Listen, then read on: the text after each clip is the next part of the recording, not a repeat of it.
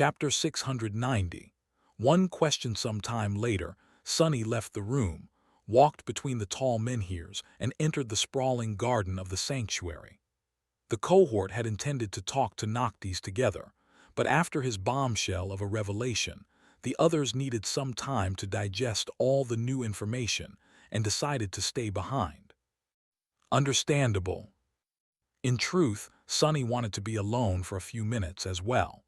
Although he felt that he had made the right decision, revealing his secrets was an uncomfortable experience. He felt as if an invisible weight had been lifted off his shoulders a bit, but also rattled and uneasy. He felt naked. Sonny could use a little solitude to gather his thoughts, too. After the initial shock, he had gone into more detail about his capabilities, explaining how a divine aspect worked and the circumstances of how he earned it. However, it was not like he knew a lot about this matter himself, so the conversation was not too long. It had helped the others better understand his powers, as well as that of Nephis, and, most importantly, of Mordred. Now, they were as ready to face the Prince of Nothing as they could be, should a conflict with him happen.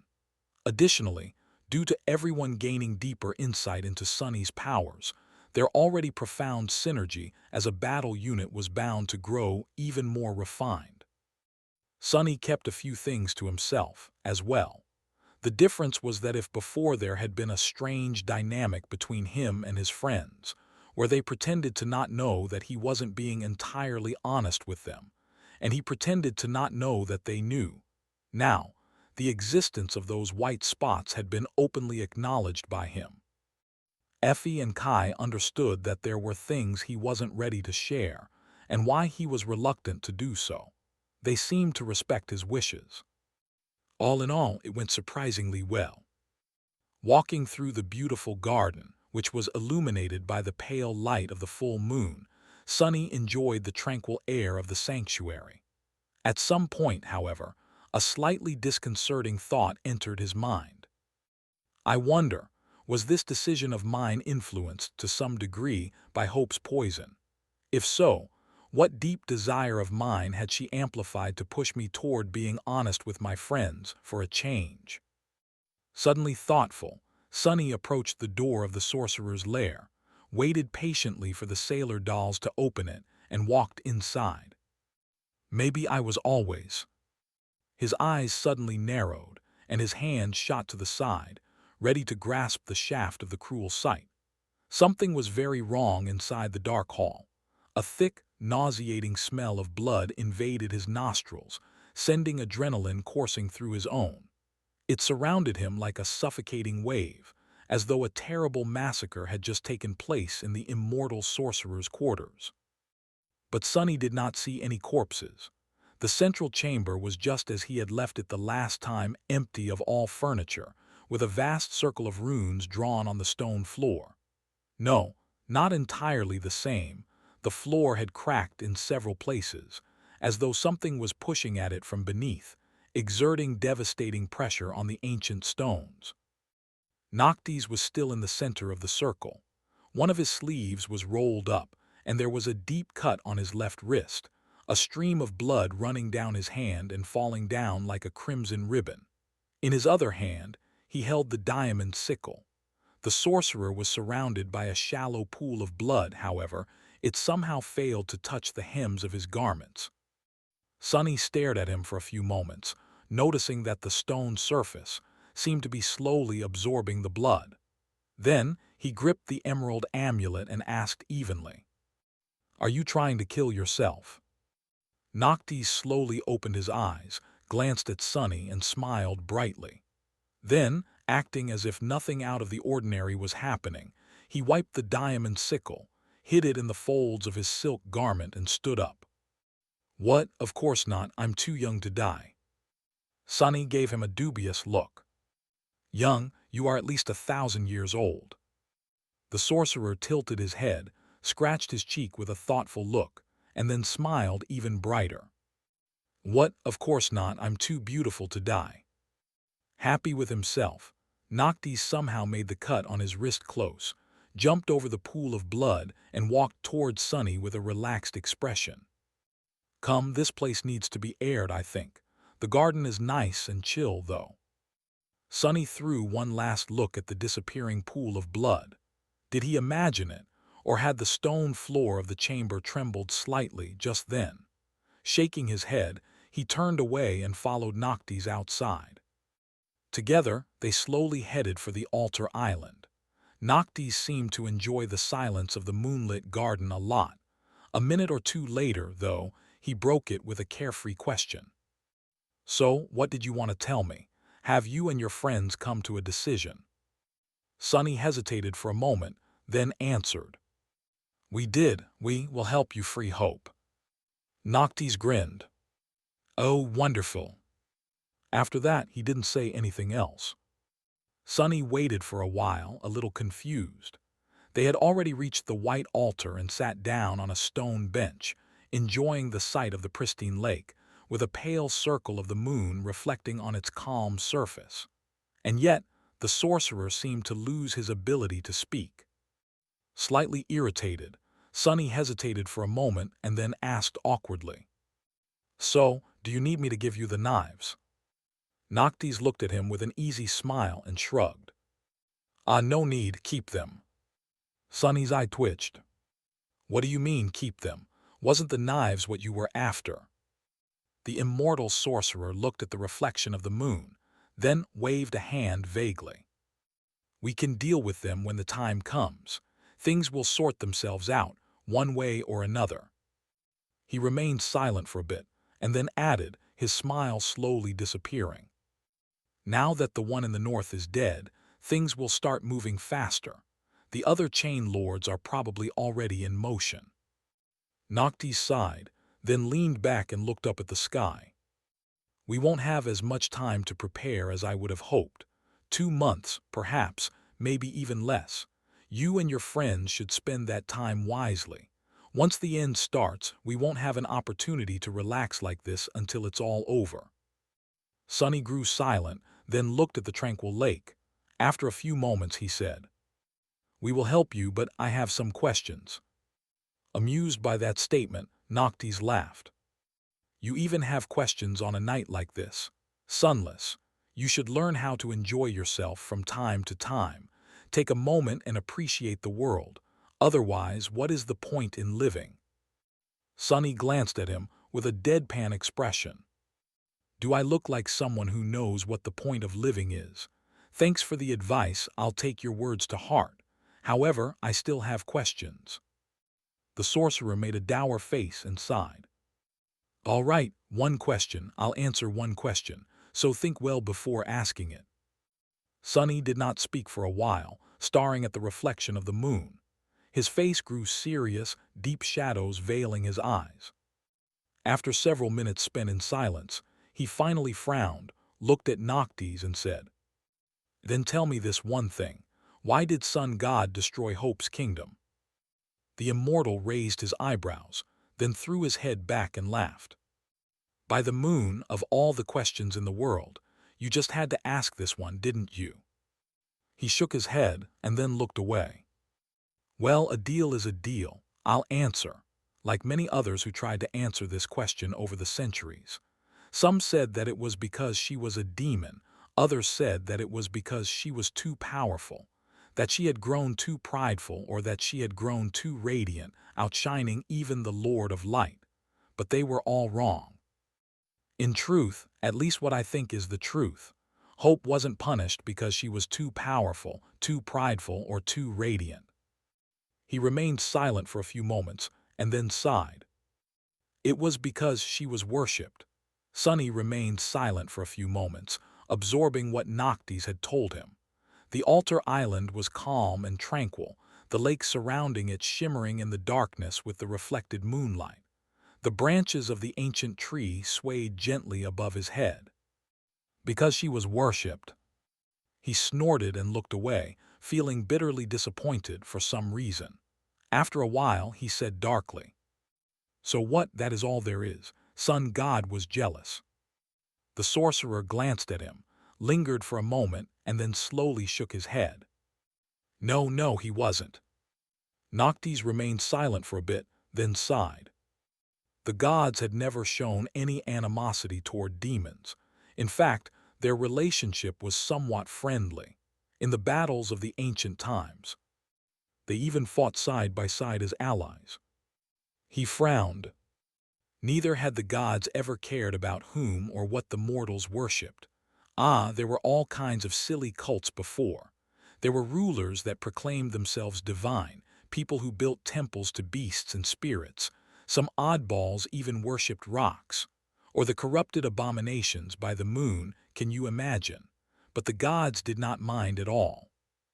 The sorcerer glanced up at the sky, thought for a bit, and then said somberly, "However, people had never worshipped a demon before Hope. The demons, you see, are elusive and solitary creatures by nature. There is the eldest, mysterious weaver, the demon of fate, who is shrouded in countless layers of lies. Then there is the youngest, Nether, the demon of destiny, who secluded himself in the darkness of the underworld. There is the demon of oblivion, whose name is long forgotten."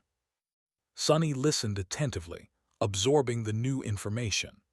Already accustomed to wielding the emerald medallion, he reflexively let go of the beautiful stone and allowed it to hang from the chain wrapped around his fingers, so that his thoughts remained private. So the prince of the underworld was actually called Nether. I wonder which came first, the name or the title, and he was also the demon of destiny, it seems. Wait, aren't fate and destiny the same thing? I guess they're not. The rune for destiny can also mean choice after all, so was he actually the demon of choice? His thoughts were interrupted by the sorcerer's wistful voice. And the rest, each a personification of calamity and disaster. Mysterious, distant, and terrifying, each and every one of them.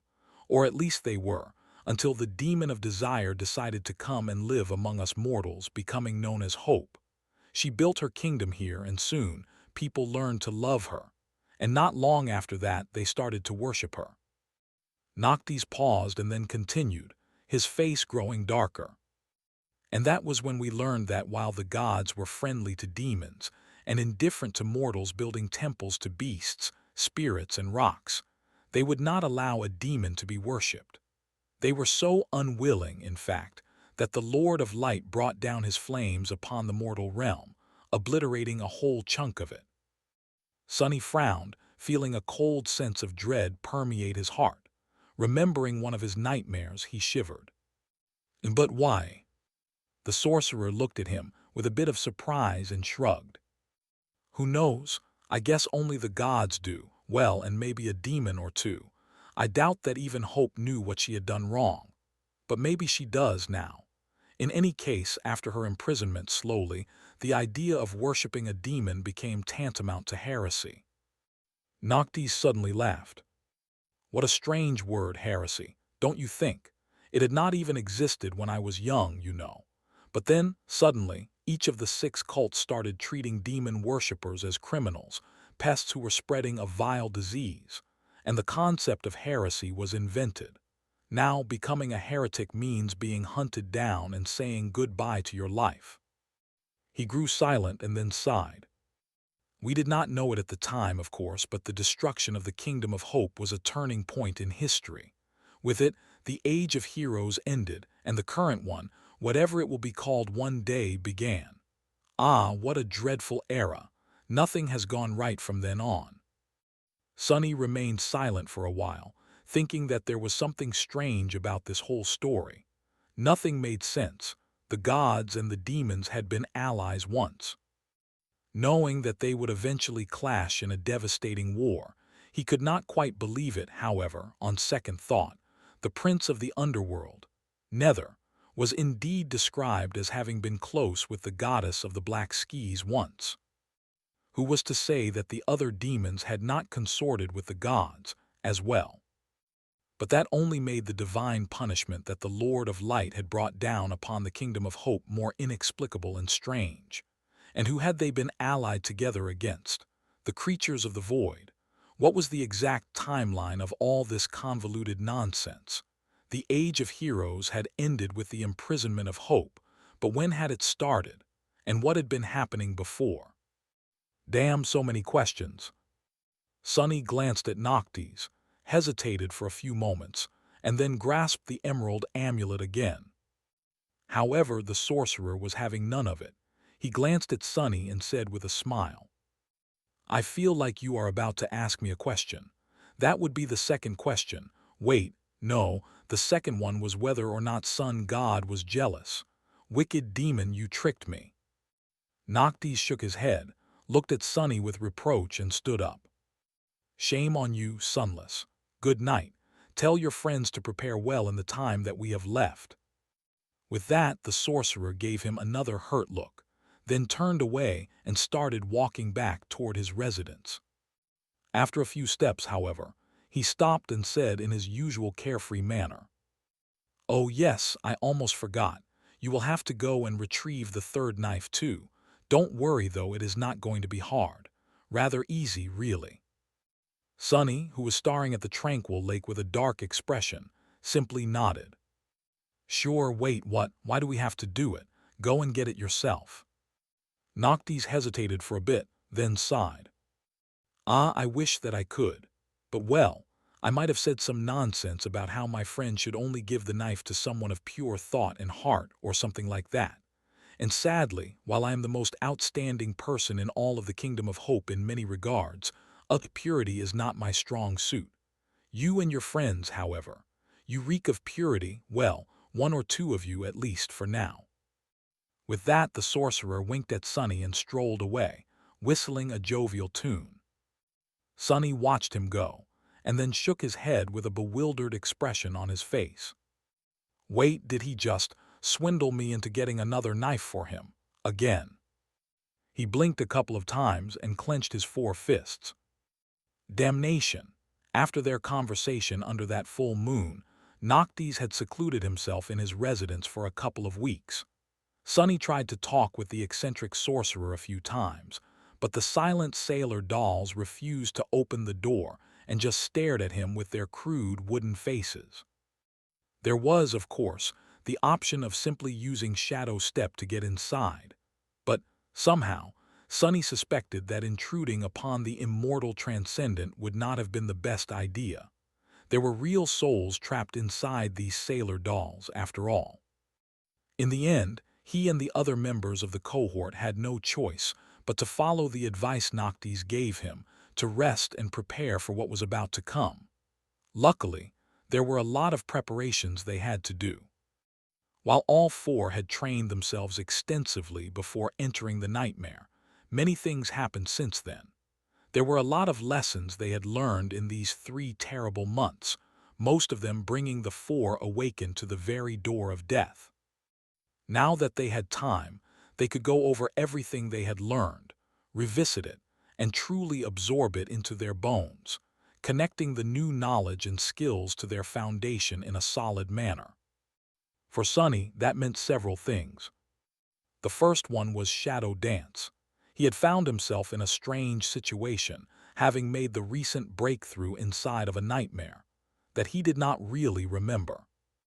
Sunny could guess that mastering the third step of his battle style was tied to the fact that he had lived through countless nightmares and lost himself in them, becoming truly shapeless and formless, forgetting himself and turning into other people completely.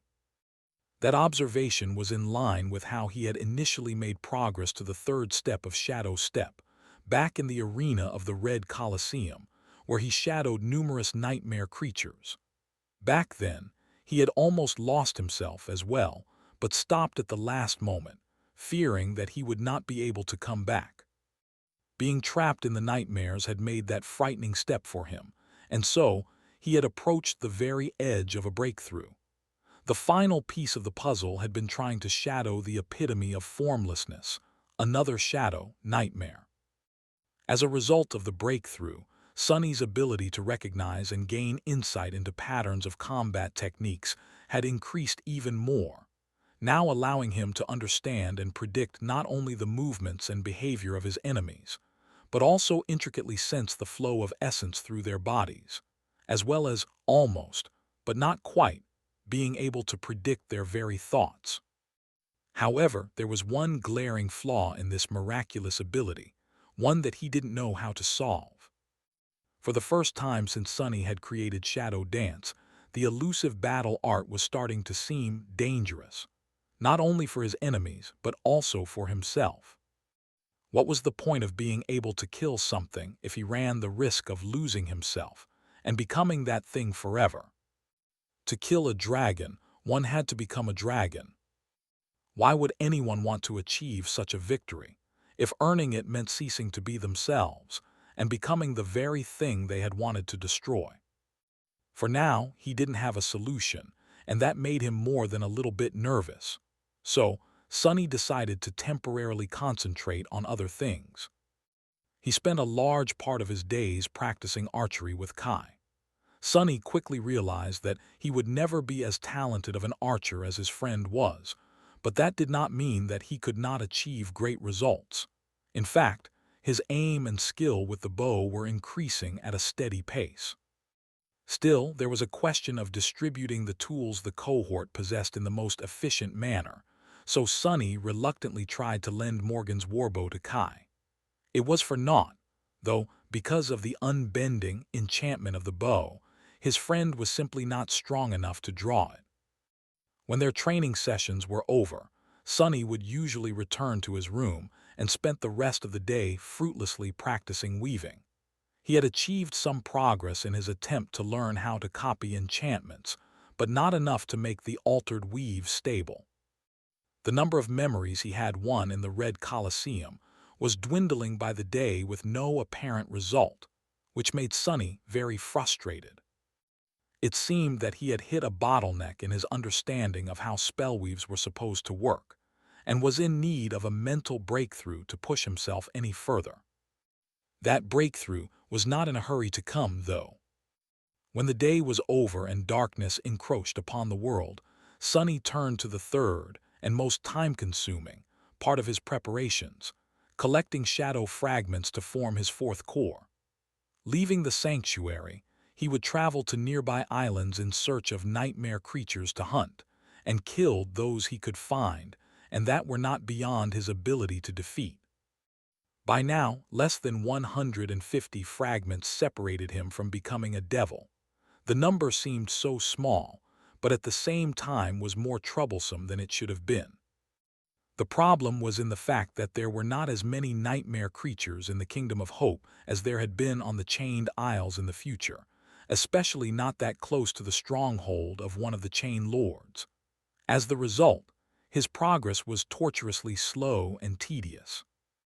To accelerate it somehow, Sunny had made a frightening decision to leave the surface of the islands and take his hunting to their underside, where the true horrors of this land dwelled.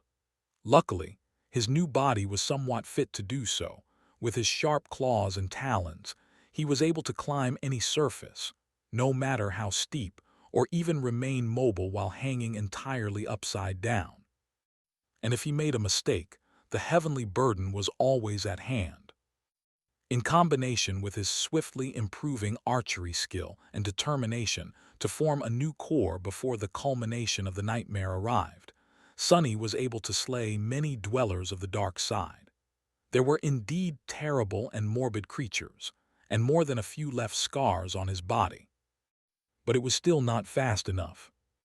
By the end of the first 2 weeks, he was still not even halfway to his goal. And on that day, quietly and without any fanfare, something else happened. Somewhere out there, in the wild reaches of the dream realm, Changing Star of the Immortal Flame clan had finally become a tyrant. Sunny was in his room, watching as a memory disintegrated into a whirlwind of shimmering sparks, a dark expression on his face. He didn't need the spell to inform him to know that he had just lost another one. And yet the ever-helpful spell still whispered into his ear. "Your memory has been destroyed." Sunny snarled, then shook his head bitterly and summoned the runes, intending to check on how many expendable memories he still had left. It was then that he decided to check on Neff's progress, which had long ago become a deeply ingrained habit of his. Seeing that Changing Star was still alive, and fighting brought him both relief and grim motivation.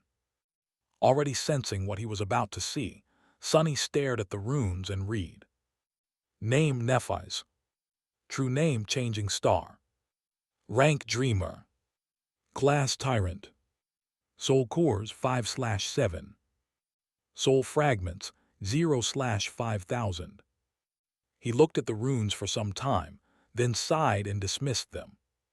Just a few days ago, she was still far away from reaching the fifth core. After the Red Colosseum and his battle with Nightmare, the gap between them had shortened even more. But now, Neph had gone and done something crazy again, making it grow vast and infuriating once more. He stared at the walls of his room darkly. It was as though the two of them were constantly playing an insane game of tug-of-war, fully knowing that one wrong move meant death, but equally unwilling to let the opponent win. And from the very start of it, he had never been in the lead. How tiresome. Sonny shook his head, realizing that he was in no mood to blindly throw himself at the impregnable barrier of weaving anymore. At least not today. His solemn mood changed, however, when the shadows he had stationed across from the sorcerer's door saw it open, and the familiar figure walk out, then wince at the bright sun. Noctis looked a bit disheveled, with dark circles under his eyes and slightly messy hair. Considering who it was, though, Sonny could only guess whether the immortal was tired or just hungover. Still, this wasn't a chance he was ready to miss. Wasting some essence to step through the shadows, Sonny appeared a few meters away from Noctis and looked at him with a guarded expression. The sorcerer blinked a couple of times, then put on a friendly smile. Sunless, you are still here, haven't we just talked? Sonny inwardly rolled his eyes. That was 2 weeks ago, 15 days technically. Noctis raised an eyebrow, shifted from foot to foot awkwardly, and then cleared his throat. Oh really? Well, what a nice day. Can I help you with something then? Sonny stared at the sorcerer for a few moments, then nodded. Yes, in fact you can. The immortal transcendent smiled brightly. Well, why didn't you say so? We are friends, are we not? And friends are supposed to help each other, so what do you need? Sonny gripped the emerald amulet tighter, hesitated for a second, and then said, Can you teach me sorcery? Noctis continued to smile for a bit, then laughed. That's it, sure, no problem. I am the greatest sorcerer in the Kingdom of Hope, after all. Under my guidance, you will become a distinguished sorcerer yourself in no time. Let me think, if we start right now.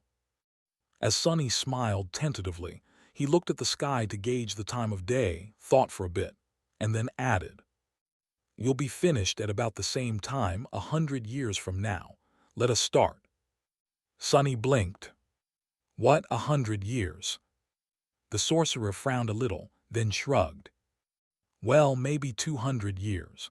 That was how long it took me to learn the basics. If you mean true sorcery, of course, not those pitiful tricks others consider to be miracles. Actually, what do you think sorcery is? Sonny hesitated, then said with uncertainty. The ability to manipulate magical energies through means that fall outside one's aspect. Noctis stared at him for a bit, then sighed. A good enough answer, but no. Simply put, there is no such thing as sorcery. Or rather, there is no single thing called sorcery. But there are various ways to twist the underlying laws of the world to produce some effect, desirable or not. What we call sorcery is just a structured method of achieving a predictable result while doing so with whatever means you possess. Usually with the help of soul essence. He looked around, observing the landscape of the sanctuary, and added, Take me, for example. My aspect has to do with souls, and so I was able to learn a few things from the followers of Heart God, the God of souls, as well as emotions, memory, hunger, and growth. However, I only became a true sorcerer after learning Hope's magic. Sonny tilted his head a little. Hope's magic. Noctis nodded. Yes. The most common type of sorcery used by mortals blindly and without a true understanding of its nature. I might add, comes from Hope. She is the one who invented writing, after all, and gifted it to us humans. What a wonderful invention it was. Writing itself does not produce sorcery, though.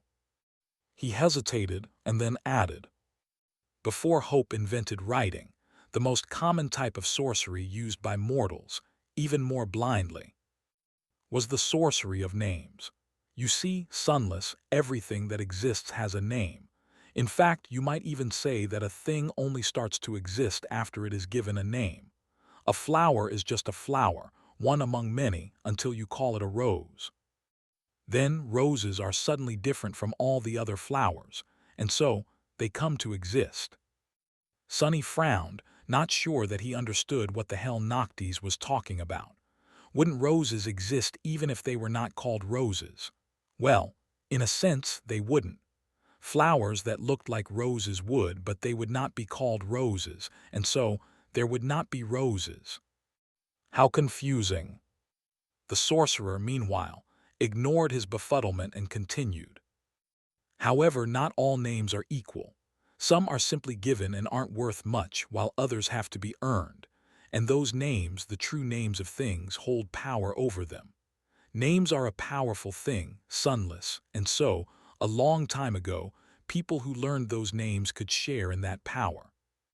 However, their authority was obscure and fleeting, since it was only invoked when someone said the names aloud, and saying them with a mortal mouth was not an easy feat. He suddenly smiled. But that was what made Hope's invention so ingenious, you see. Once writing appeared, one with enough knowledge could connect the names to material objects, granting the invocation permanence. Of course, it is not that simple, in fact. Knowing the names of things and how to shape them into songs and phrases is incredibly hard, because with the knowledge of names comes the knowledge of everything. Noctis let out a heavy sigh. Simply scribbling a rune without understanding its meaning would not do anything. So, it takes centuries to learn the very basics of runic sorcery. Unless you are intrinsically predisposed to it, of course, which no one is, except for Hope herself. But I will gladly teach you everything I know. If you have a century or two to spare, I mean. The sorcerer smiled brightly and stared at Sonny, sincerity written all over his obnoxiously beautiful face. That slimy bastard. Of course, Sonny did not have a couple of centuries to spare. But maybe he didn't need to. Names are a powerful thing. Suddenly, a seed of an idea appeared in his mind.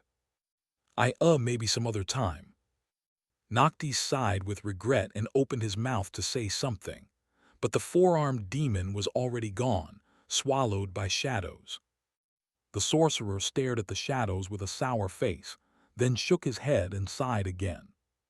What a strange fellow. Back in the Red Colosseum, Sonny had spent an excruciating amount of time remembering and comparing the weaves of different memories in order to understand what they had in common. In his mind, there were three traits that all memories shared: the ability to be summoned and dismissed, the ability to repair themselves while dismissed, and the connection to the wielder's soul.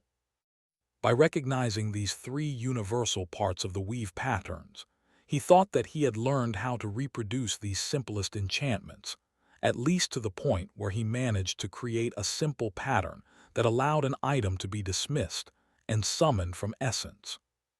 However, there was a fourth quality that all memories shared, one that he had not thought about. All memories had a name. I am an idiot, such an idiot. He of all people should have known what power names wielded, considering that his own true name was literally the key to having absolute control over him. Appearing from the shadows that nestled in his room, Sonny fell on the bed and summoned the silver bell, the memory with which he was familiar the most. He had spent countless hours studying its weave and trying to comprehend the secrets of how it worked, to little avail, up until now. Staring beneath the surface of the small bell, he saw the beautiful and complicated pattern of ethereal strings that permeated it, with a single dimly glowing ember in its middle. By now, Sonny had managed to recognize the parts of the weave that were responsible for all its unique qualities, or so he thought. There were the three segments of the pattern that he had learned in the Red Colosseum, and the rest was the single enchantment of the bell. However, despite knowing all the parts, Sonny could never make sense of the whole weave, as though something was missing, making all his attempts to comprehend the logic and connections of the ethereal strings useless. There is one more element. The silver bell does have only a single enchantment, but it also has a name, the name that differentiates it from every other memory and thus allows it to exist, somehow. Sonny stared at the part of the weave that he had thought was representing the enchantment for a long time, then summoned another memory and studied it as well. The task of separating one completely unique part of the weave from another completely unique part seemed impossible at first. After all, he had nothing to use as a reference. But he had something even better. The intrinsic predisposition to weaving that he had inherited from the demon of fate, the very quality that Noctis had mentioned Hope possessed when it came to runic sorcery as its creator. Sonny, of course, was no weaver, but he was able to intuitively sense the purpose of spellweave elements due to his connection to the enigmatic demon. That talent was literally in his blood. All Sonny had to do now was carefully examine each and every string comprising the vast pattern and sense which ones were meant to create sound and which had no purpose he knew of. The ones he knew nothing about had to do something with the name. Hours passed and soon it grew dark outside. Sonny continued to stare at the small silver bell, forgetting about his nightly hunt, and at some point in the middle of the night his eyes suddenly widened. There is it, yes, I see it. Finally, he had managed to isolate the part of the weave that had nothing to do with the three universal enchantments, but also didn't seem to be connected to the actual purpose of the bell, producing a ringing that could be heard from kilometers away. This had to be the part of the spellweave that described the name of the memory. Such a vast and intricate pattern of ethereal strings, all to express two simple words. Silver bell. As soon as Sonny mentally connected these two words with the pattern, a strange thing happened. The weave of the silver bell remained the same, but he suddenly saw it differently. It was as though the whole thing completely transformed in front of his eyes, while not changing at all. The disparate parts suddenly seemed harmoniously connected, and the chaotic and senseless structure of the weave suddenly appeared to possess a strange and mysterious, but elegant and undeniable logic. He was stunned. How did I not see this? The pattern was suddenly so much more open to him, so much easier to discern. And in the middle of it, weaving through every part of the tapestry of ethereal strings was the name, Silver Bell, which served as the bridge and the unifying element between them. No wonder every memory I tried to modify collapsed. I only missed the most important thing, damn. Sonny studied the weave of the silver bell with wide eyes, seeing the familiar parts of it in a new light. Then, however, a slight frown appeared on his face. Wait, what is that? Now that he saw the entirety of the logic behind the pattern, or rather, of the logic behind its foundational structure, he could also see an element that seemed alien to his understanding. By now, no part of this weave was supposed to remain unknown to him. And yet there was one. More than that, that part of the weave was vast and terribly complicated, as much inherent to the whole structure of the memory as its name. It was hard to notice at first, but if one knew what to look for, it was almost impossible to ignore. It is very pretty, but what the hell is it? He scowled, then glanced at the other memory, wishing to compare its weave to that of the silver bell. To Sonny's surprise, the vast and beautiful underlying pattern was there, as well, its presence as strange and unexplainable as before. Suddenly tense, he summoned all of his memories one after another, studying them, and finding the mysterious pattern everywhere. What the hell is it? Sonny had no idea, and even his intuition was silent, not providing any hint as to the purpose of the ever-present hidden weave.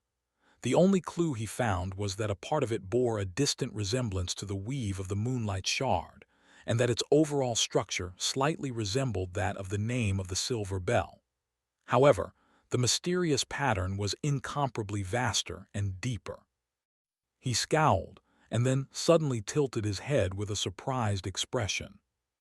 Moonlight light. Sonny glanced at the weave again, and then froze. Lost from light.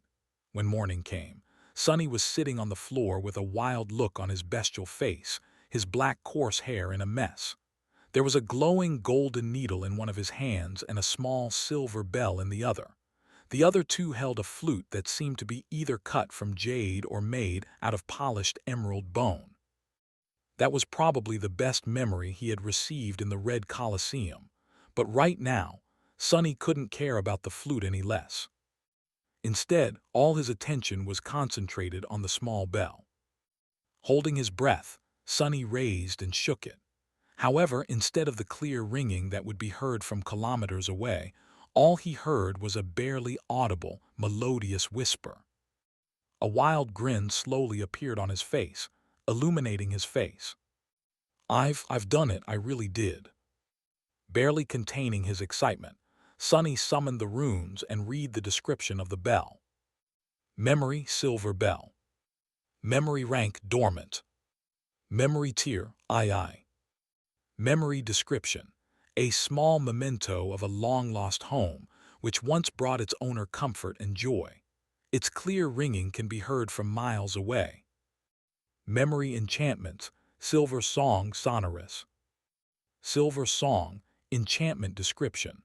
The ringing of this bell is not overly loud, but can be heard across a vast distance.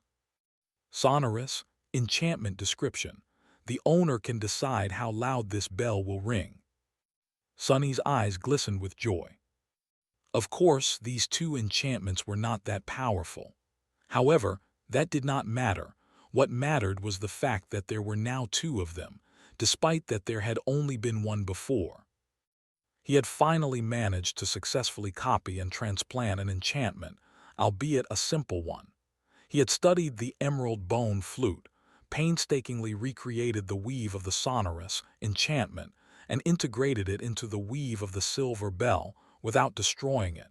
He had done it. He added a new enchantment to a memory. Failing to wipe the wide grin from his face, Sonny looked beneath the surface of the small bell.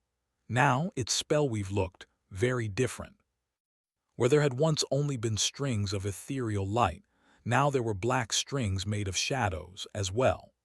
The two types of strings were intricately intertwined to create a complicated and yet harmonious pattern. More than that, the pattern of the silver bell used to have only one glowing ember that served as a nexus for the ethereal threads. But now, there were two, knowing that an additional enchantment would require a more powerful foundation. Sonny had used one of the soul shards in his possession to create a new anchor. All of this had only been possible because of his new insight into the structure of weaves. Knowing that the name of a memory was integral to its spellweave allowed Sonny to see the pattern as a whole, and so he was finally able to change it without destroying the thing entirely. Of course, he was still unable to even think about creating an enchantment of his own, but taking an already existing enchantment pattern and transplanting it into a different memory was not outside of the realm of possibility for him anymore. Granted, it was not an easy process. Just the simple sonorous enchantment took a whole night and an ocean of shadow essence to create. And that was after he had spent months staring at the silver bell and studying its spellweave. But still, gods, the possibilities were almost infinite. The ability to modify and change his memories could open countless doors for him in time, and that was only scratching the surface of his recent breakthrough. Just the fact that he had been able to raise the tier of the silver bell by adding an additional anchor was already promising enough. Yes, it would take a lot of time and effort to solidify this success, and learn how to copy enchantments faster and more reliably. There would be plenty of failures along the way. But the more Sonny practiced, the more he would come to know about the logic and essence of weaving. One day in the future, he would gain enough knowledge and experience to take the next step and learn how to modify and change the enchantments themselves, altering their function. And one day after that, far in the future, he just might learn enough to try creating an enchantment and a memory of his own. On the day he succeeded in that daunting endeavor. On that day, Sonny would earn the right to call himself a true sorcerer. On that day, he would become a weaver.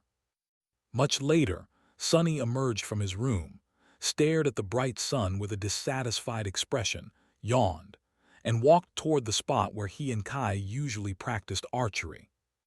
His friend was already there, wearing his charred wooden mask. There was a bow in his hands and a quiver of arrows by his feet.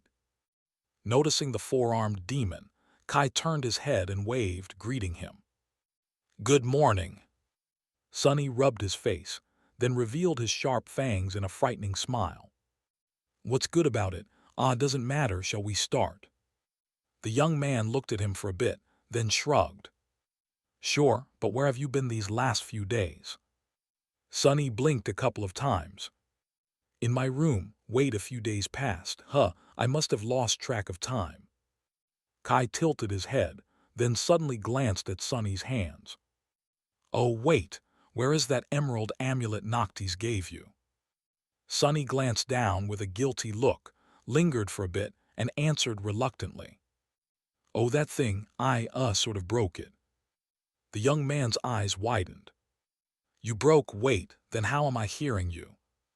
At that moment, Sonny grinned and produced a simple-looking rock from the folds of his black kimono, then proudly presented it to Kai. The archer stared at it with confusion. "Is it the ordinary rock?" Continuing to grin, Sonny shook his head. Then the rock suddenly spoke in his voice. "It was, but now it is the extraordinary rock. I improved it, I guess. Now it can do the same thing as the amulet but as an active enchantment. So no more blurting random thoughts for me. What a relief, I can curse out anyone I want in peace again. Can have some mental privacy again. It can also be really, really loud. So its name changed as well." Kai stared at him in bewilderment for a bit, then shook his head. "Well, this is great, but sadly, we don't have time to discuss it in detail or practice archery for that matter." Sonny raised an eyebrow. "Really, why?" The young man sighed, then stood up and picked up his quiver. "It's Noctis, he wants to see us." Sonny remained silent for a few moments, then sighed and followed Kai through the garden. He felt a little uneasy about meeting Noctis. Surely he won't be mad at me for breaking his amulet. Well, who cares anyway? That slick bastard owes me too much already. Destroying the emerald amulet had not been his plan. Sonny just really wanted to find a more efficient method of expressing himself, and the sorcerer's gift was the only thing in his possession that had a suitable enchantment. The problem was that the enchantment was made with runes and not a weave, so Sonny had no way to reproduce it. He could, however, try to turn the amulet into a memory. Sonny had already achieved something similar back in the Red Colosseum by weaving a basic enchantment of summoning into his slave collar. However, the process had never been completed because the enchantment was destroyed in the clash with the collar's own magic, lasting only long enough to allow him to escape the cage. Now, however, Sonny had plenty of time to make another attempt. This time, armed with his new knowledge, he had a far better chance of success. Of course, it was not guaranteed, so he started by experimenting with a beautifully crafted wooden chair in his room. Slowly and tediously, he created countless strings of the essence and weaved the 3 basic enchantments into the piece of furniture, only to see them, and the soul shard he had used as an anchor, disintegrate into a rain of ethereal sparks. After thinking for a while and replenishing his essence, Sunny repeated the process, but this time with one additional step. He also weaved his true name into the pattern, using it as the beacon for the enchantment that was responsible for connecting the memory to the owner's soul. And so the chair became a memory of sorts.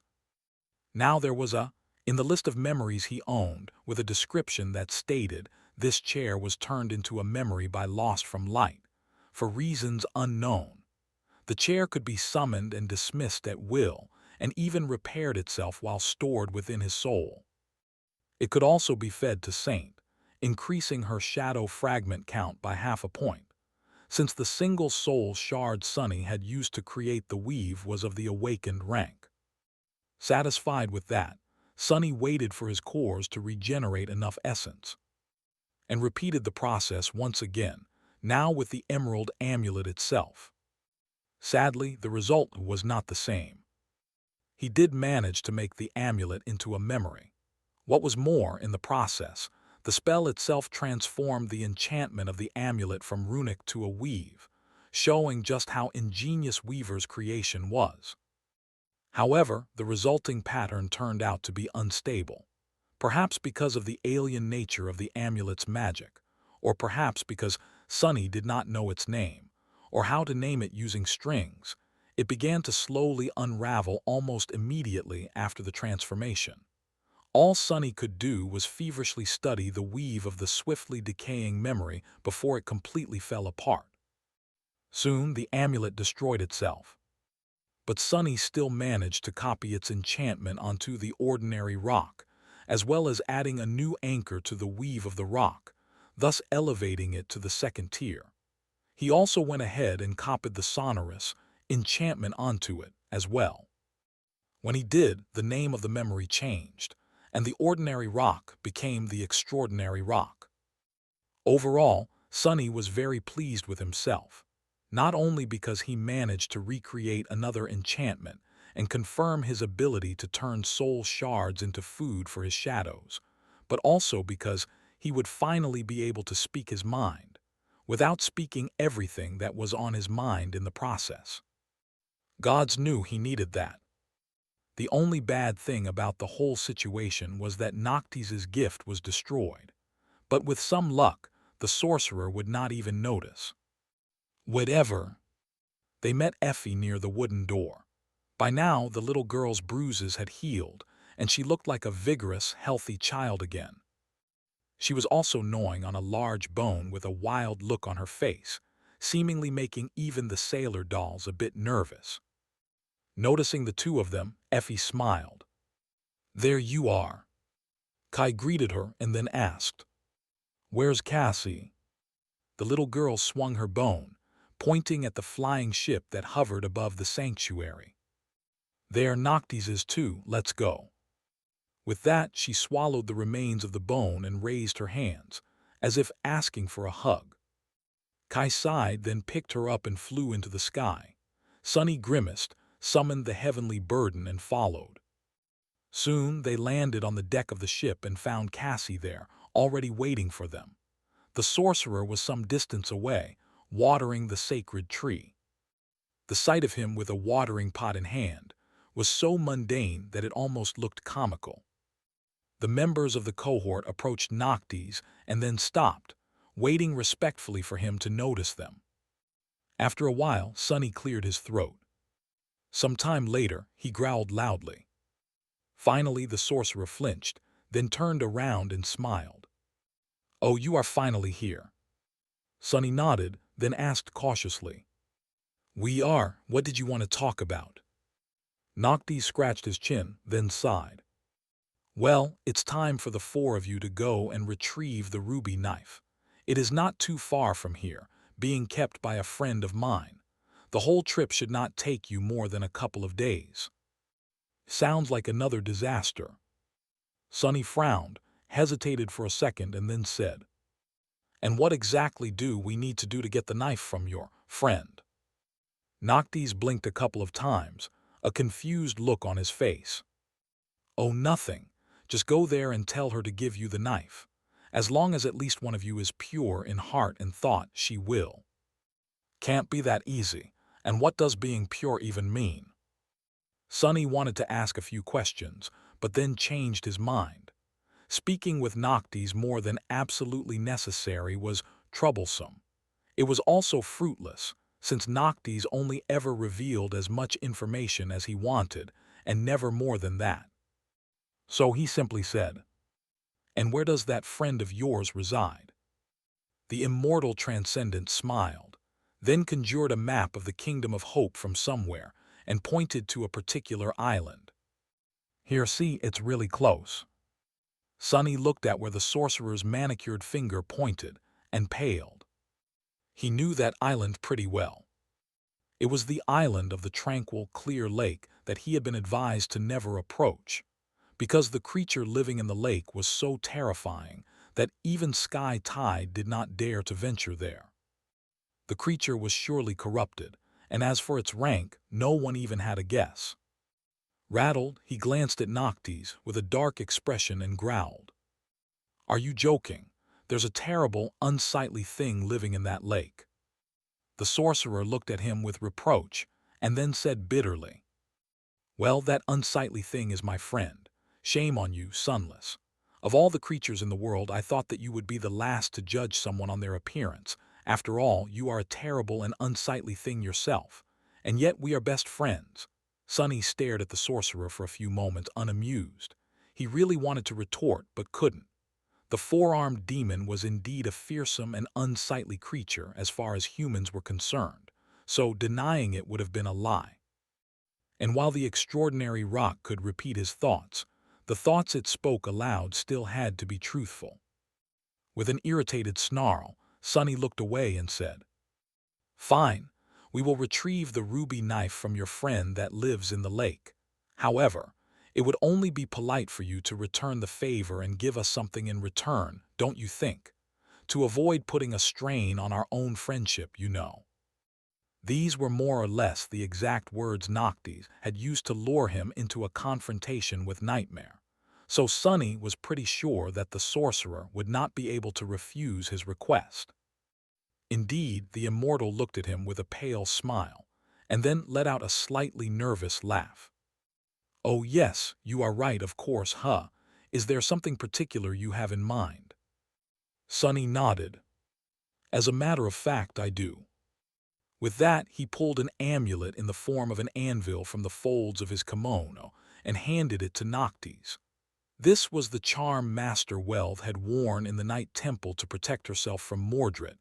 After her death, the small talisman remained in his possession, revealing that it was not a memory, but an actual object. Considering its shape and the fame of the great clan Valor, especially when it came to forging weapons and tools, it was not hard to imagine how the charm came to be.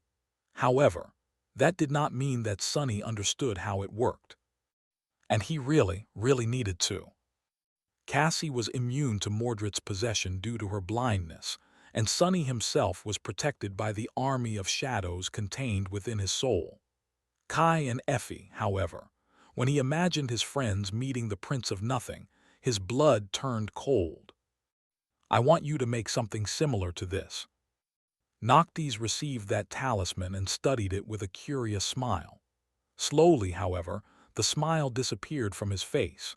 His gray eyes glinted with a strange emotion, and he said in a neutral tone, "Where did you get this?"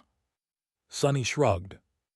"Off an enemy's corpse, well, more or less, why?" The sorcerer studied the small anvil for a bit more, and then shook his head with a sigh. "I can't recreate this talisman. The sorcery used to enchant it is not something I have ever seen before. More than that, it was made for a reason that eludes me, and by someone far more powerful than I am. Which is a real feat, mind you, considering how mighty and talented I am. In any case, I can't do it. Think of something else." Noctis glanced at the anvil amulet with a frown, and then returned it to Sonny. "Someone far more powerful." Sonny blinked a couple of times. Had Mordred's father created the talisman to ward off his son personally? Just how dreadful the sovereigns were to impress even an immortal saint of the bygone era. He lingered for a bit, then hid the little anvil and sighed. "All right then, I'll think of something else. We will discuss it after the ruby knife is in our hands." Noctis waved a hand and turned back to the sacred tree, then continued to water it. "Fine, fine, just don't let your imagination run too wild. I am but a humble sorcerer, not an actual deity. I only look like one. Ah, yes, my heavenly beauty is indeed divine." Sunny sighed, then gestured to the other members of the cohort and turned around.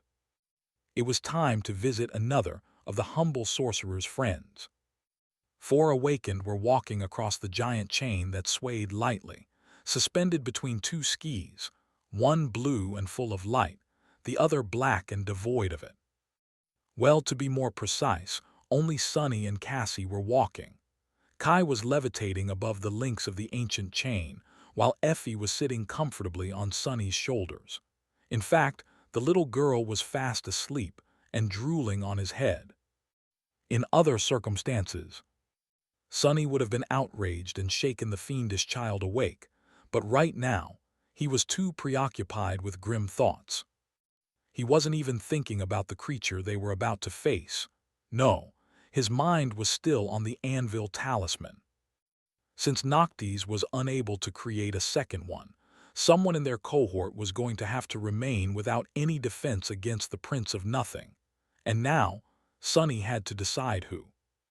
Was he going to give the charm to Kai or to Effie? As if reading his thoughts, the little girl suddenly shifted, then yawned and opened her eyes.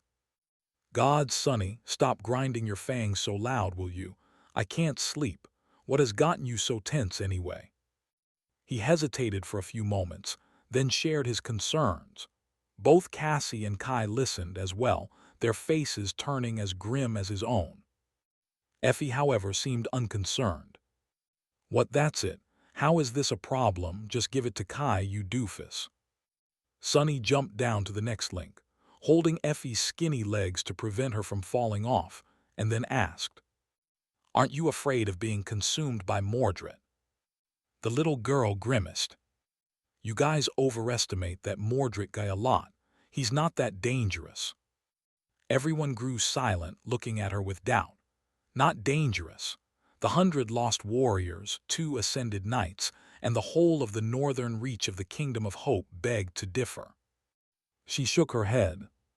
What made him dangerous were the 6 cores he possessed. Inside the Soul Sea, that guy can mirror the aspect of his enemy, correct?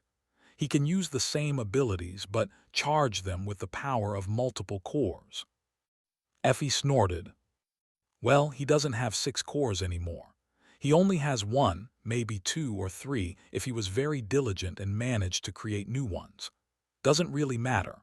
Point is, he sacrificed his personal power to create 5 mirror monsters, which made the overall threat he represents far greater, but the danger to one's soul far lesser. She thought for a bit, and then added thoughtfully, "In fact, I would even say that what truly makes him dangerous are not his cores, but instead his skill and talent, his genius, even when it comes to combat. The ability to mirror someone's aspect sounds terrifying, but think about it. How long did it take you to get a grasp on how to properly use your abilities? That guy has to fight someone with their own aspect seconds after coming in possession of it, which is not an easy feat." The little girl yawned again, and then settled into a more comfortable position. More than that, he also inherits the person's flaw. So actually, it's just a question of skill and experience. Let him invade my soul sea. I'll teach him some manners. With that, Effie fell asleep once again. Sunny remained silent for a bit, then sighed and handed the anvil amulet to Kai, who received it with a doubtful expression on his face. Effie was not wrong. Now that Mordred did not possess an overwhelming advantage in raw power, this facet of his aspect was less dangerous. It all came down to the nature of the victim's abilities and their skill. Effie was far more skilled in combat than Kai was. More than that, her own aspect was all about physical might and melee combat, and he had never seen anyone more comfortable in their physicality than Effie. Even Mordred would find it difficult to utilize her aspect better. But still, looking ahead, he scowled and said, "Let's hope we won't have to find out whether you are right or not. There is still a chance that we will not become enemies with Mordred in this nightmare." Effie shifted slightly, then said in a sleepy voice, "Of course I'm right. Now let me nap in peace." However, instead of doing that, Sunny shook her awake. The little girl sighed with irritation. "What?" He simply pointed forward. "We're here." Just 100 or so meters ahead, the slope of a flying island rose upward from the heavenly chain. They had reached the tranquil lake. Sunny landed on the very edge of the island and froze there, looking forward with a dark expression on his bestial face. The others remained silent too, feeling his unease and tension. The land in front of them seemed tranquil, beautiful, even. There was an expanse of vibrant green grass, and some distance away, it made way for the calm waters of a vast lake. Its surface was perfectly still and reflective, making it seem as though a piece of the blue sky above had somehow gotten embedded into the ground. A gentle wind caressed their faces, and nothing broke the peaceful silence except for the rustle of grass and the distant rattling of chains. And yet, Sunny couldn't help but feel a sense of imminent danger. He sighed and then glanced at his friends with uncertainty. "Should we summon our armor and weapons?" Kai hesitated for a moment, then said, "Wouldn't that be seen as a sign of distrust and hostility? Pure heart, pure thoughts, whatever that means, does not seem to fit with being armed and ready for a fight." Sunny grimaced. "Yeah, however, what if we do have to fight?" Effie smiled. "The four of us should be able to at least retreat safely should things go wrong. I mean, how terrible can that thing be?" Sunny shivered, then shook his head. "Terrible enough for saints to fear it. I've been to this island a few times in the future but stuck to the edges, never approaching the lake. So I don't actually know what kind of a creature lives in its depths. However, I did see bones laying on the shore, and just those bones alone looked like they had belonged to things I would not want to meet." He hesitated for a while, then glanced at Cassie. "What do you think?" The young woman tilted her head a little, then said calmly, "I don't feel any danger. Maybe Noctis was honest this time." Sunny sighed. Cassie's intuition had guided each of them through countless dangers unscathed.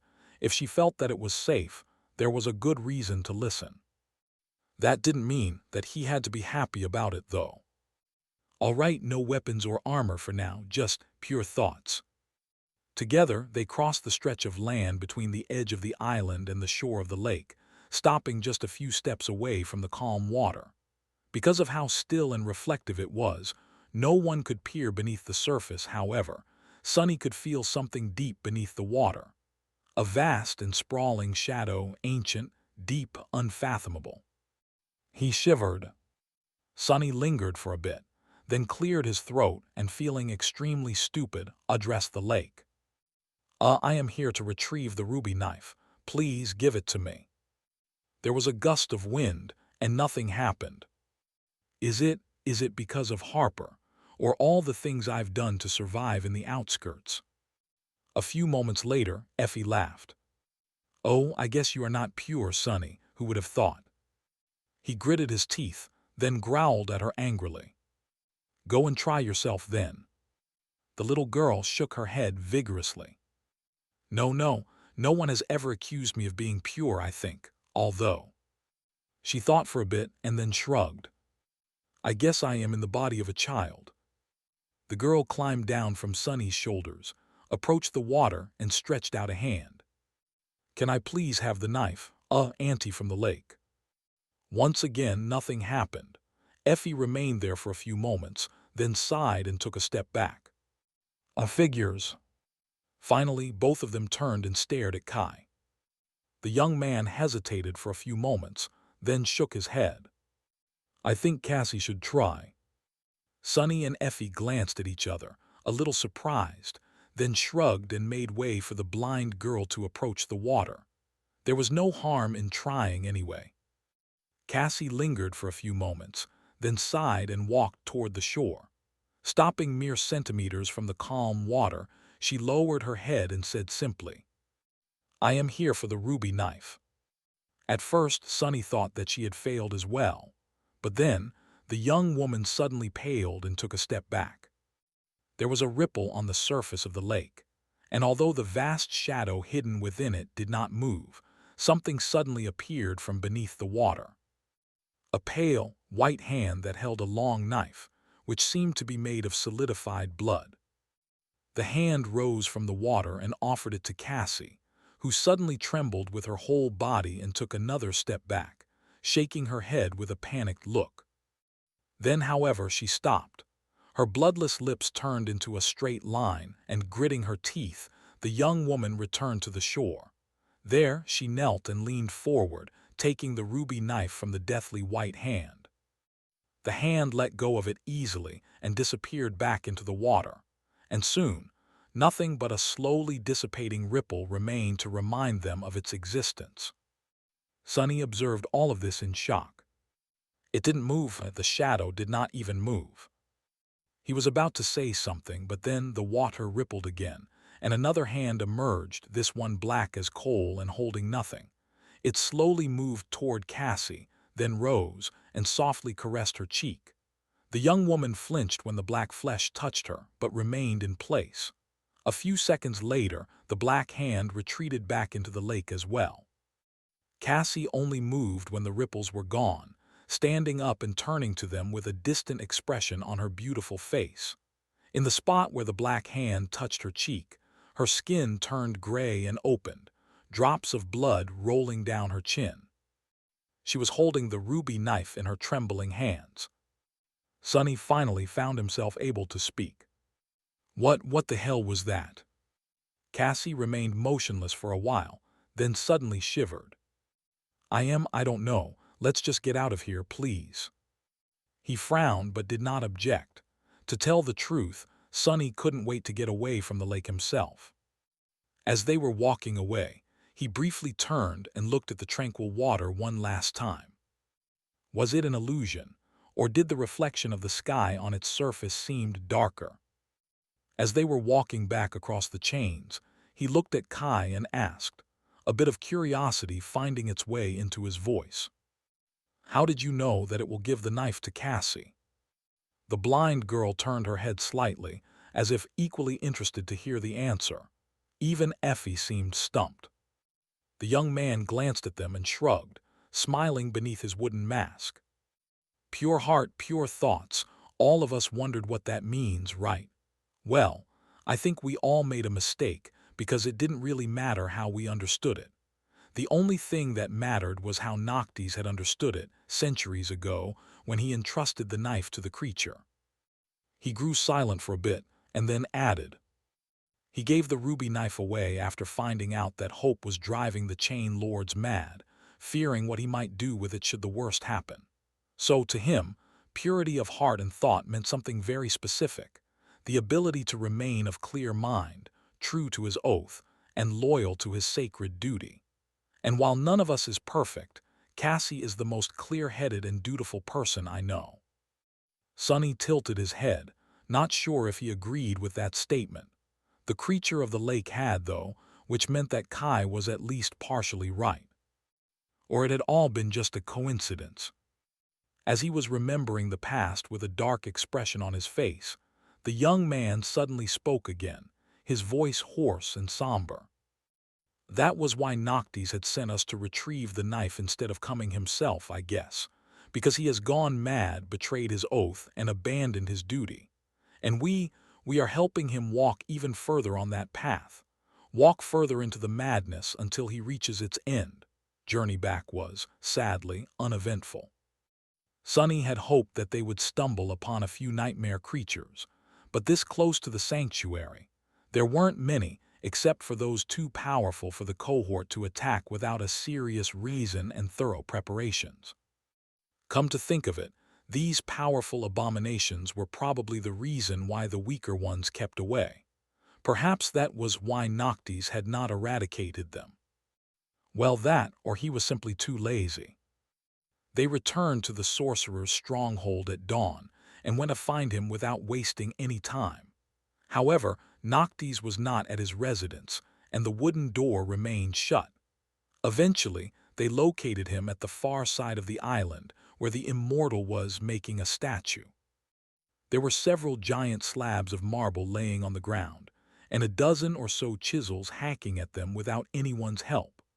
The sorcerer stood some distance away, his luscious black hair powdered by marble dust, and watched it all with a satisfied expression on his face while sipping from a glass of wine. The first of the statues seemed to be close to completion and resembled something. It might have been a human or a horse.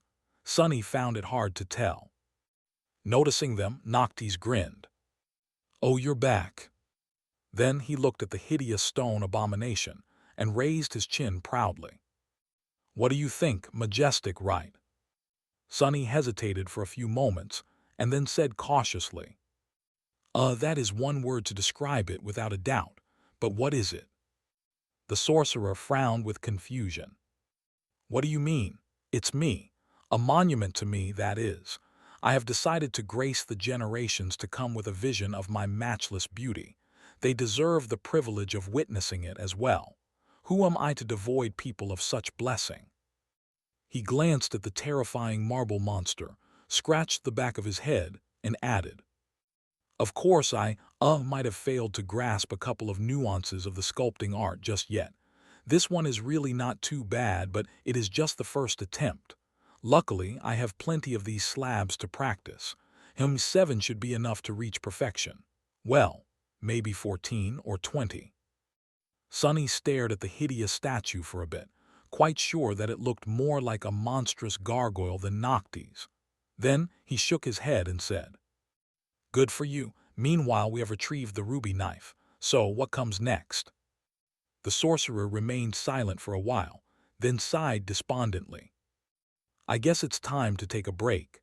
Come, let's have something to eat and drink, of course, and discuss the future. Now that the knives are in our possession, the future will surely be upon us soon enough." Some time later, they were enjoying a light breakfast in the shade of the ancient tree that grew in the heart of the sanctuary. Noctis poured himself some wine, then offered them a polite smile. "You must be curious about what happens next." The four of them glanced at each other, then nodded. The sorcerer shrugged. "Well, to be honest, nothing much. By now, the other chain lords already know that I am collecting the knives. The death of the one in the north would have distracted them for a bit, but at the same time, it would have made my actions look much more suspicious. So they will hold a council and decide how to act." He took a sip of wine and smiled. "However, getting Solvin and Severus into one room is not an easy task. It will take them some time to come together. After that, predictably, they will send a herald to give me some sort of an ultimatum. And only then, after their polite request is denied, will they act, joining forces to invade my lands, capture me, and make me bitterly regret the fact I am immortal." Noctis shook his head, then laughed. Sonny, on the other hand, shivered and asked, his voice full of tension, "Is this really something to laugh about? How are we going to repel an attack of 3 transcendents?" The sorcerer grew silent, then shook his head. Well, simple really, we won't." He took another sip of wine and looked up, at the flying ship that hovered above them. "Instead, we will attack them first. We will lay siege to the Ivory City."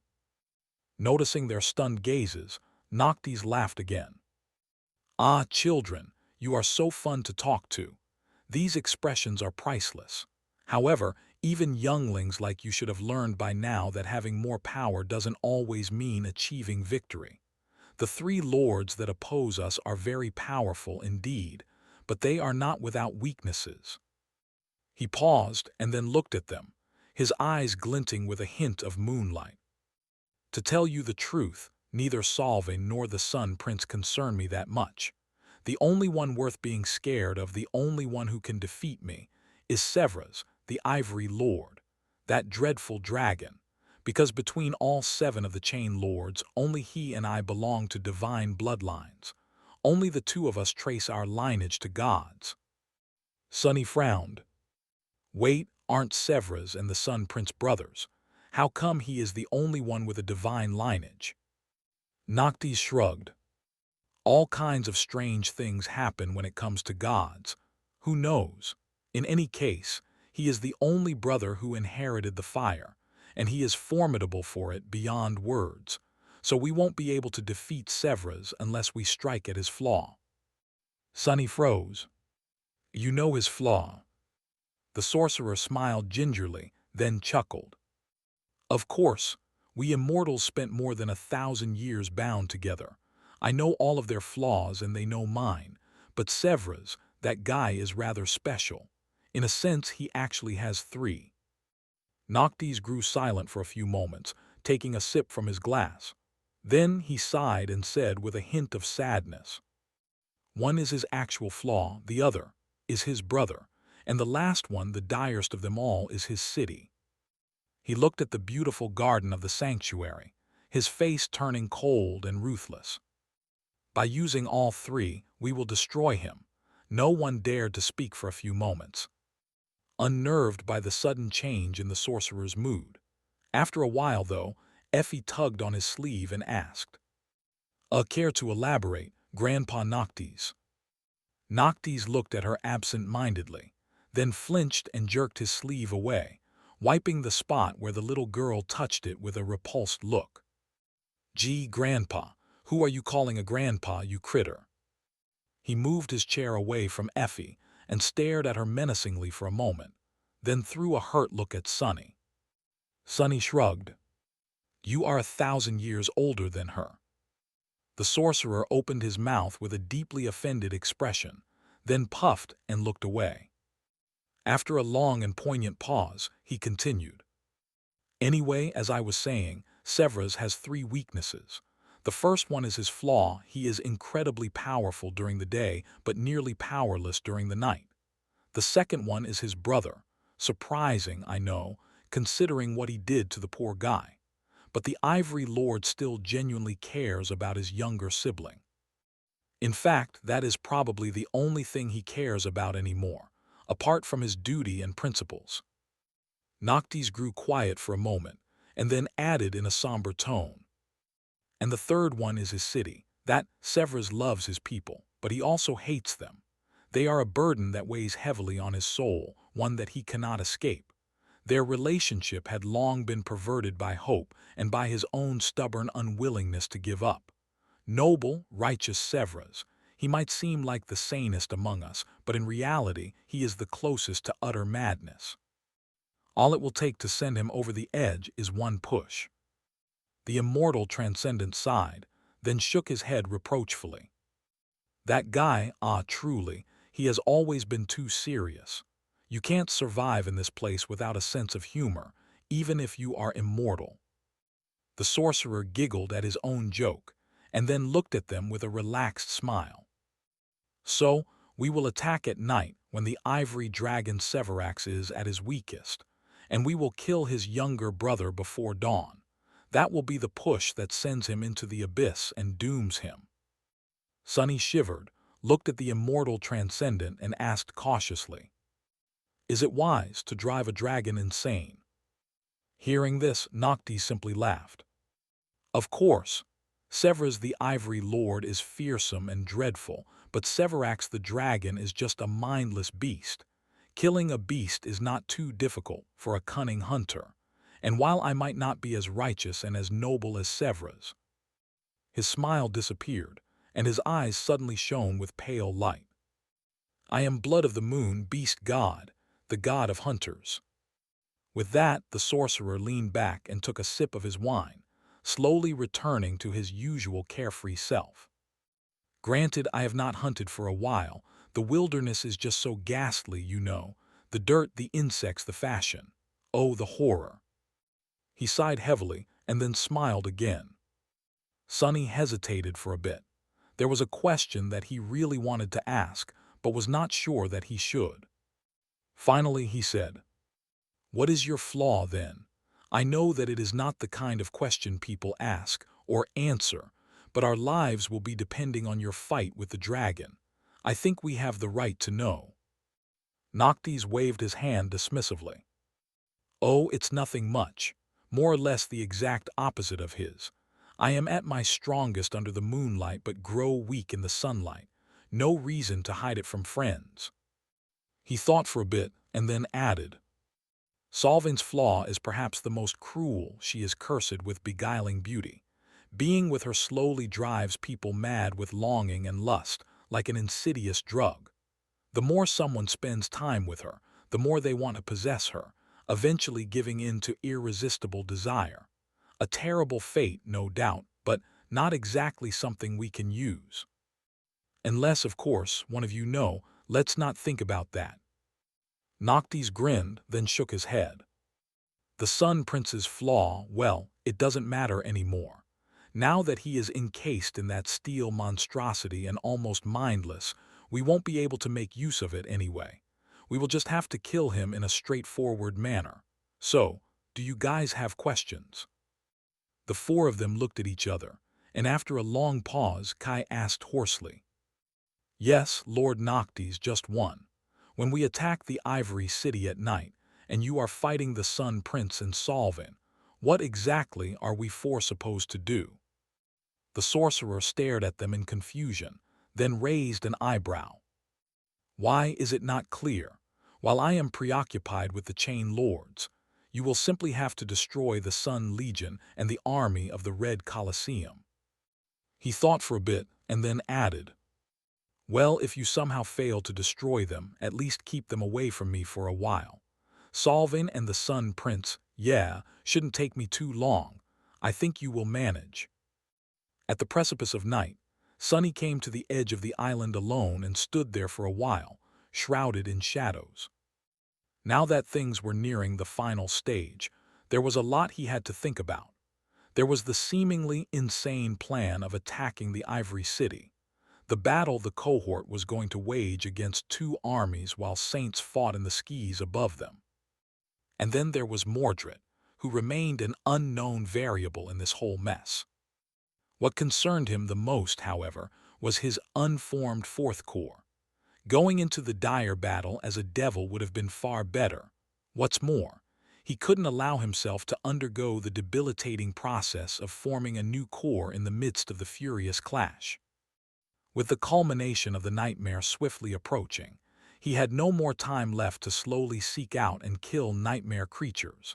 And so, Sunny was forced to do something that he had always been reluctant to do. With a sigh, he summoned his shadows. The taciturn knight, the Stygian steed, and the tenebrous serpent appeared in front of him, their figures drowning in the darkness. Two of his shadows slid forward and wrapped themselves around Nightmare and the Soul Serpent, with only the gloomy one remaining at his feet. Sunny lingered for a bit and then said, Go, travel far and wide, seek out nightmare creatures and kill them. I need you to hunt for me instead of with me for a while. He paused and then added somberly, Be careful, however. This world is a dangerous place. No matter how strong you are, how powerful you are, there is always someone or something far stronger, especially when you are alone, so don't let yourself get destroyed. All right. Saint stared at him for a few moments, then outstretched a hand.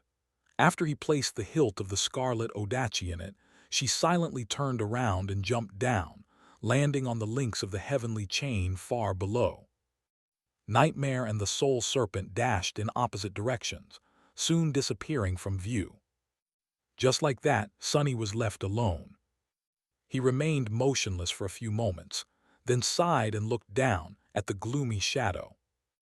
I guess it's just you and me again, like good old times, huh? The shadow stared at him darkly for a second, and then raised a hand, clearly unsure what good times he was talking about exactly. Sunny smiled.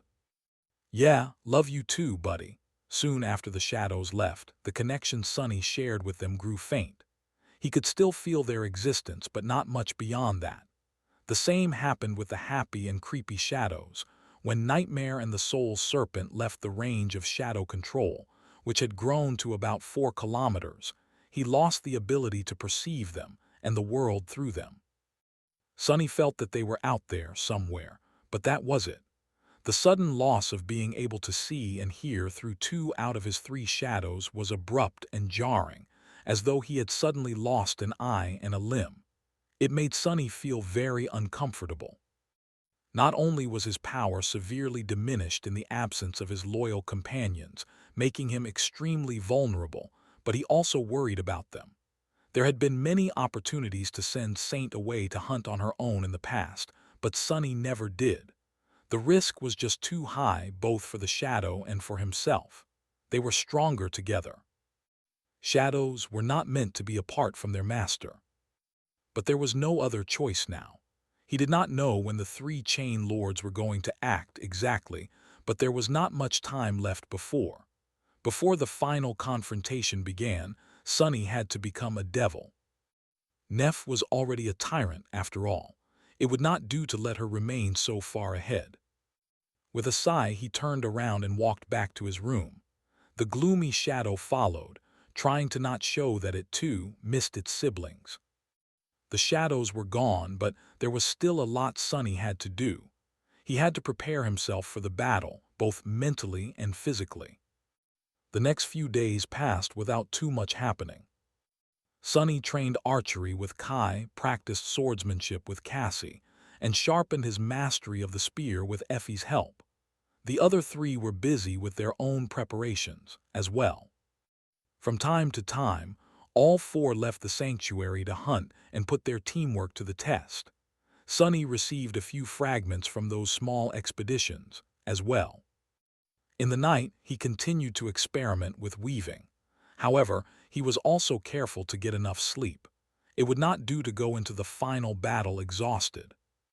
After several days of this, while Sonny was laying in bed, the spell suddenly whispered into his ear. "You have slain a fallen monster, veiled slayer. Your shadow grows stronger." Sonny sat up and stared into the darkness, tense. So, one of them had found a prey. He did not know which one it was, Saint, Serpent, or Nightmare, or even if they were wounded in the fight.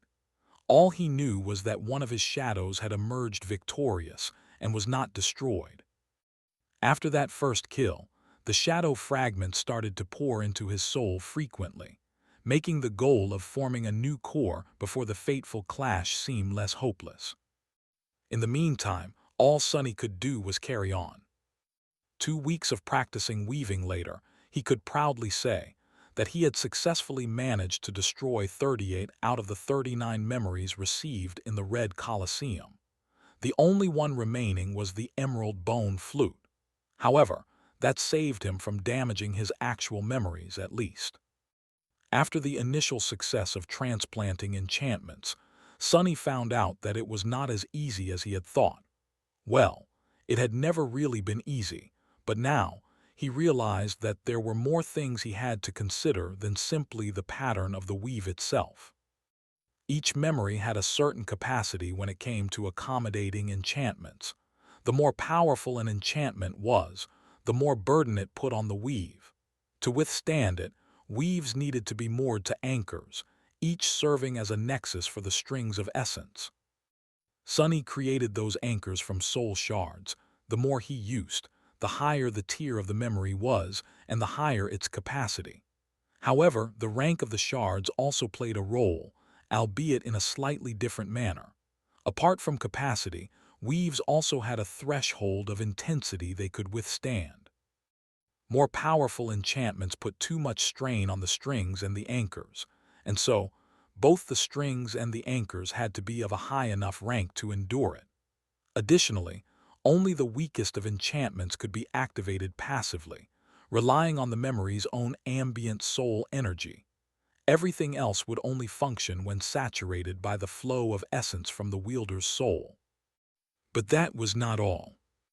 Sonny had found out the hard way that not all memories could accommodate all enchantments, regardless of whether they had enough capacity and tolerance. Some were simply not meant for each other. He suspected that the name of the memory, and therefore its nature, played a role in that. He had transferred the sonorous enchantments to the silver bell and the ordinary rock, and also made the ordinary rock, which had been able to repeat the sounds it heard, repeat the words Sonny thought of as well. Both of these changes improved upon the original qualities of the memories, instead of introducing something entirely new. They were not in conflict with their natures. However, when he tried to do something more radical, the results were disastrous. He could not add an enchantment meant to destroy to a memory that was meant to protect, unless he wanted the whole weave to break apart. It was not easy to understand the true nature of memories. However, the Patient Avenger, for example, was a shield, and its purpose was to protect its master. And yet, that shield possessed enchantments capable of sowing utter devastation on the battlefield. So it took Sonny a lot of time, and a lot of wasted memories, to get an initial grasp on the nuances of what enchantments he could transfer, and where. The hint was under his nose the whole time. The name of the memory hid the secret of its nature. He was still unable to fully grasp it, but after destroying dozens of memories, Sonny managed to develop an intuitive sense that allowed him to glean the general direction of things at least. It was not much, but it was something. At the start of their 5th month in the nightmare, Sonny found himself on a somewhat familiar island. Some distance away from him, a forest of tall trees stood, darkness nesting between their trunks. The forest looked different from how it had been in the future. There the trees were twisted and bent, their bark turned dark and rough. But here, they had no need to change and adapt to the devastating burden of the crushing yet. And so, the forest stood tall. The wolves, however, were more or less the same. The nightmare creature lunging at him was the size of a small truck, with fur as tough as steel wire and a long, terrifying muzzle. Its jaws were wide enough to bite a human in half, and strong enough to crush both bones and armor into dust. As the giant beast jumped at him, Sonny dodged left and allowed Effie to barrel into the creature, her fist sending it flying to the ground with a whimper. A second later, an arrow landed from above, piercing one of the wolf's paws and nailing it to the ground. A slender rapier flashed through the air, doing the same with another. Effie appeared near the wolf, pressing it down with all her inhuman strength, and shouted, "Come on, the bastard is strong, are really strong." Sonny did not make them wait. Jumping forward, he brandished the cruel sight and buried it between the abomination's 6 glowing eyes. Almost instantly, the flame of madness burning in them dimmed, and then was extinguished. Sonny sighed as the spell whispered, "You have slain a fallen monster, dread wolf. Your shadow grows stronger." He did not need the help of the cohort to slay a dread wolf, of course. These vile beasts were easy prey for someone like him. He did, however, require their assistance for what was about to happen next. Summoning the runes, Sonny found the familiar string of them. The runes read, "Shadow Fragments, 3000/3000. He prepared himself, and a moment later, the voice of the spell resounded once again. "Your shadow is overflowing with power." It was time for him to become a devil. Sonny sighed, then dismissed the runes, feeling the familiar heat igniting deep within his soul, growing stronger and stronger with each breath. Effie and Kai looked at him, curiosity and concern mixing in their eyes. Cassie silently retrieved the quiet dancer and turned away, listening to the dark forest that surrounded them. A few moments later, the little girl asked, "So, what exactly happens now?" Sonny gave her a grim look. "Now I will scream and thrash for a while. Forming a new core is probably the 3rd worst pain I have ever experienced, and that was just the demon core. Damnation." Effie blinked a couple of times. "What are the second and the absolute worst, then?" He hesitated for a bit, and then said hoarsely, "Attaining a demon's lineage was pretty bad, but the most terrible thing, by far, was catching a glimpse of fate, that one I only survived by accident." The gloomy shadow shivered, remembering their past. Sunny, meanwhile, scoffed. Being gutted by the Black Knight did not even make the list. Maybe I need to rethink my life choices. At that moment, the heat burning within his soul reached a critical point, and the spell whispered into his ear. Your shadow is taking shape. A blinding pain exploded in his chest, sending Sunny to his knees. He gritted his teeth and remained silent, refusing to let out a shriek, a wail, or even a growl. This was not his first time experiencing that pain, even though this time it was far more intense. A human soul was not meant to contain many cores. That was the conclusion Sunny had come to a while back, thinking about how the process of awakening was pleasant and euphoric, but gaining new cores and a demon's lineage was harrowing and torturous. Humans were meant to walk the path of ascension, but becoming a different type of creature was against their nature. And Weaver's lineage was simply against all nature. It was aberrant and forbidden, something that was never meant to exist at all. Arg! The pain grew stronger and stronger and then stronger still. Just like before, he felt as though his soul was being torn apart, something rising from its depths and cutting his very being with its sharp edges. However, Sunny was used to this torment. He accepted it, allowed himself to dissipate into it, and endured. However then, something entirely unexpected happened. As his soul was going through a transformation, his body followed suit as well, catching him by surprise. This time, Sunny failed to suppress a scream and fell to the ground in convulsions. Effie and Kai stared at him with worry. Curse it, what the hell? It felt as though his bones were breaking, his muscles were tearing, and his skin was on fire. Sunny clawed at the ground, then raised his head and let out a deafening, furious roar. As it rolled across the forest, the roar changed, growing lower and more frightening. Finally, an eternity later, the heat consuming his soul grew cold, and his tortured body was released from the cage of suffering. Sunny exhaled hoarsely, then relaxed and remained laying on the grass, motionless. The voice of the spell resounded from the darkness, echoing between the ancient trees. Your shadow is complete. And a few moments later, he heard another voice, this one soft and childish. God damn, he is even bigger now. Sunny slowly stood up, intending to take a look at his runes. However, even before that, he noticed that something was different. The ground was considerably further down than it had been before. Effie and Kai were staring at him, forgetting their task of watching out for a potential attack. Luckily, Cassie was still vigilant. Sunny frowned, then glanced down to take a look at his own body as well. It seemed that because he was in a body of a creature, the transformation into a devil changed it too. The shadow demon devil grew even taller, now standing at almost 3 meters of height. His skin had turned into a darker shade of gray, and his claws seemed as if they were cut out of glossy morion. Through the eyes of his shadow, Sunny could see that his horns had grown longer and sharper as well. More than that, there were now 4 of them. Well, 3.5, considering that one had been broken in the ferocious fight with the Ascended War made in Hilda. And his eyes, which had been entirely black previously, now seemed like 2 pools of eerie darkness. The shadow spawn had been fearsome before, but now he was simply terrifying. Even Sunny himself would not have been happy to meet this towering fiend on a moonless night. Effie shook her head, then looked away. My neck hurts from staring at you. Is this how everyone feels when they're talking to me? Kai hesitated, then smiled slightly. Ah well, that is presuming that they are looking at your face. The little girl snorted.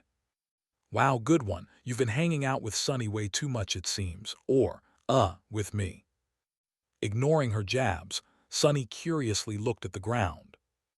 He had gained a new shadow, after all. What would its personality be?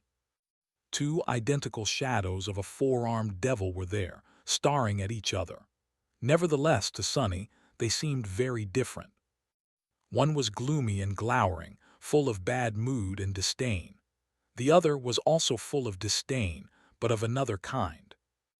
The new guy somehow managed to seem noble and gallant despite being the exact copy of the other shadow, looking at it with arrogant contempt.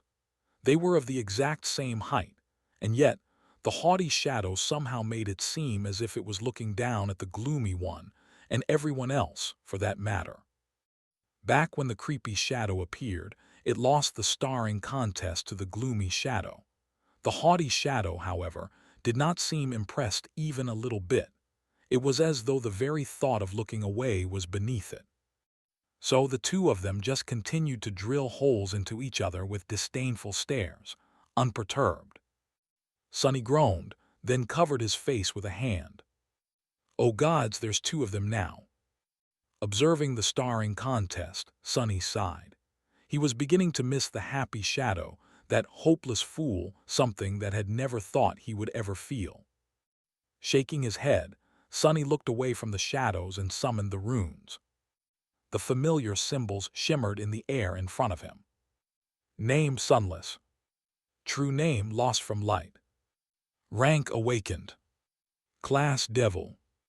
Shadow cores 4/7. Shadow fragments 0/4000. A tired but satisfied smile appeared on his lips. With a fourth core, his power would increase significantly. His essence reserves had grown, the range of shadow control had expanded, and most importantly, he now had an additional shadow to augment either himself, his memories, or his shadows. He could increase his physical prowess fivefold, or send one each to Saint, Serpent, and Nightmare while leaving one for himself. And that was not all. The Soul Serpent evolved its class when Sonny did, so it should have become a devil as well. That would make it the most powerful, at least in terms of pure status, shadow of his. Not wasting any time, Sonny summoned the serpent's runes. Somewhat tense, he read. Shadow Soul Serpent. Shadow rank ascended. Shadow class devil. Shadow attributes, shadow guide, soul weapon, soul beast. Sonny was both glad and worried. Glad because his shadow had attained a new class, but worried because he did not see any new attributes. The transformation to a devil was supposed to gift creatures terrible and unnatural powers. However, the serpent was a bit strange in that regard. It had received a new ability out of order when rising to a new rank, so would it receive anything now? Luckily, he was wrong to fear. Looking lower, Sonny saw a few new runes among the serpent's abilities. Shadow abilities: Serpentine Steel, Soul Reaver, Grace of Shadows, Formless. The formless one was new. Sonny concentrated on it and studied the description curiously. A moment later, a strange sound escaped from his lips. The runes read, Formless Ability Description. When in the soul beast form, the serpent can assume the shape of any shadow contained within its master's soul, inheriting all powers and abilities. The shadow must be of the same or lower rank and class than the soul's serpent for the transformation to take place, and won't be consumed in the process. Thanks for watching. Please subscribe and like the video and comment down if anything wrong in the story, and if have any suggestion to a new novel, or want next part of any series, comment down. Our target is to get 1K subscriber. There will be surprise for all of you. Stay tuned.